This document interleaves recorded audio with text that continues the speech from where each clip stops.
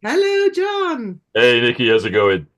Yeah, pretty good, thanks. How are you doing? Yeah, not too bad, thanks. Very British response. Yes. But yeah, no, really, I should say pretty good. But you know, British people, we usually say not bad or not too bad. Not too bad. Well, we won't say too much more about responses to that question for the moment because that is going to be my language takeaway of the week this week. Ah, I am going to talk about a very British response to that question. How are you? How's things? How are you doing? So we will pause that thought. we'll park that for now. Park it, park it.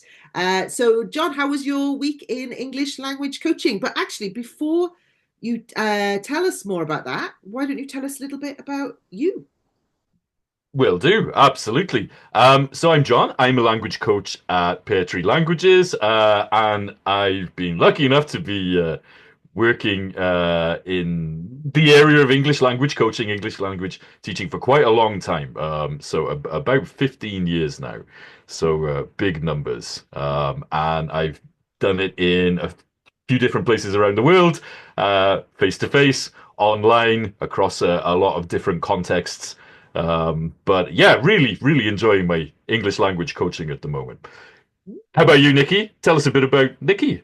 Oh, okay. Thank you. Well, before I talk about me, I would say that I think we can conclude that John is an expert English language coach with all of those years of experience. And I'm going to tell you a little bit about me. So, I am Nikki. I'm also an English language coach at Peartree Languages.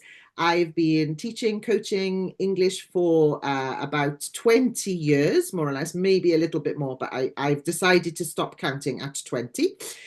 So, lots of experience of teaching English to students and other teachers, teacher training for students, people learning English from all over the world for lots and lots of different reasons for many, many years. And I love it. I love helping people to improve their English language communication skills, to increase their vocabulary, to overcome their challenges with grammar, and just to become more confident, fluent speakers of the English language for all kinds of situations. And on that Absolutely.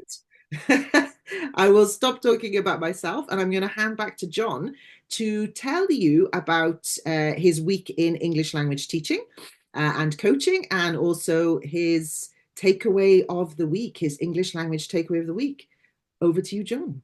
Thanks a lot, Nikki. Okay, so yeah, my week in English language coaching. It's been an interesting week. It always is, but it really has been an interesting week this week. We've covered a lot of ground. So we've talked politics, talked global issues, of course, a lot of things going on in those spheres at the moment. I've also been doing some very kind of specific language related to acupuncture with one of my learners related to mental health and well-being as well. It's super important language in the world in which we live at the moment, right?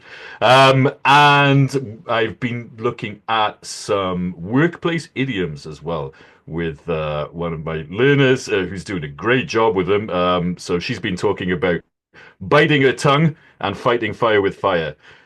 So she's having an interesting time at work at the moment. So yeah, it's been a cool week. Very interesting. So that, as Nikki just mentioned, brings me on to my takeaway of the week, language coaching takeaway of the week. So this actually has come up with a few of my students over the past few weeks, few months, actually. Um, it came up this week as well with this student who's been using all the idioms to navigate her workplace. And it's kind of a combination of vocabulary and pronunciation. And pronunciation is everywhere, right? You can't avoid it. It helps you to speak more naturally, and it helps you to listen to people when they're speaking naturally. So this is a combination of the two. All right. So we're going to try and make this interesting. I'm going to say a word, and I'm going to give you 5 seconds to try and say what preposition comes after it. Okay. So here's the word depends. Depends. Can make a full clause if we want. It depends. 5 seconds. It depends. That's your five. So your preposition is on, depends on. But a lot of people have trouble remembering English prepositions in collocations and dependent phrases and things like that, because we have a lot of them, right? So a quick trick is combine your pronunciation with your vocabulary learning. We have something in English called catenation, which is basically where the final consonant sound usually links to the next vowel sound. This happens with this phrase. So we don't say depends on. We say depends on. Depends on. So the z goes to the o, right? And that's a really easy way to help you remember the preposition. Don't think of it as two words. Think of it as one. Depends on. Yeah, take a second and ask yourself, maybe what are you going to do later? And then you can say, well, depends on your answer. There you go. Depends on. Great. Thanks, John. I think when we were talking about this before, depends on, we said that it sounded a little bit like a village in France. Depends on. It does. Yeah. Depends on for my holidays this year. Very nice little place. Beautiful place. Beautiful place depends on. So yeah, definitely remember that. Try and put it in a little sentence that makes sense for you. Depends on. All right.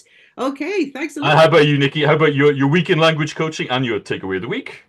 Yeah, so as usual, as always, another very, very interesting week in English language coaching. I usually learn as much as I teach, and a bit like you this week, lots of interesting conversations about what's going on in the world, global issues.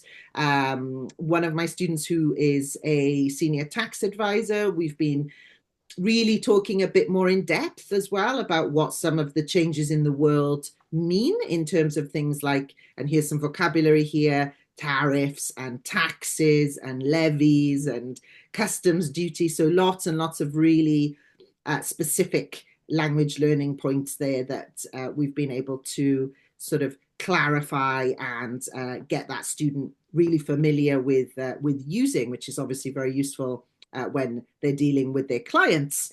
So yeah, that's been a very interesting way to take the global issues and make them very relevant on an individual language coaching student by student basis. So that's been my week. But my language takeaway this week is, I think I mentioned at the beginning, an alternative way of saying, giving an answer to the question, how are you? How are you doing? A Mm-hmm. lot of my groups are adults, and very often adults, our lives, if we're lucky, are quite routine. Nothing major happens, not too many surprises. Nobody likes a surprise. So very often when I see my students week after week, not a lot really changes from one week to another. So they kind of always struggle a little bit to give an answer that isn't just I'm fine. So we've been working on the answer to the question, how are you? If nothing has changed, if everything is as it should be, no surprises, no alarms, no surprises, you can say same old, same old. So same old, same old. Okay. All run together, same old, same old.